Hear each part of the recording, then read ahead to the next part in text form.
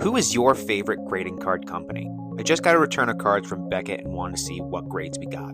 I submitted some football cards, some Yu-Gi-Oh cards, and of course, Pokemon. So first up, we're going to take a look at my CJ Stroud rookie from Elite in 2023. I thought this card was going to be an easy 10, but it turns out it's an 8.5 with Beckette. It's kind of disappointing start, so let's push it to the side and see what we can get with some of the Pokemon cards.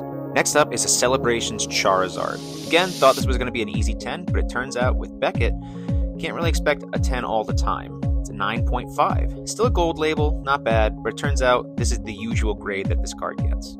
Let's throw it back to 2013 for a second. I submitted one of my favorite cards, the Legendary Treasures Charizard. It's not one of the big pulls of the set, but I do love the artwork, and I was hoping to get an 8 of this, but I got an 8.5, so I'm pleasantly surprised. I'm going to save the Yu-Gi-Oh cards to the very end, because those two cards are the reason why I submitted cards in the first place. So next up is going to be the Charmander promo from the Pokemon Center exclusive Obsidian Flames.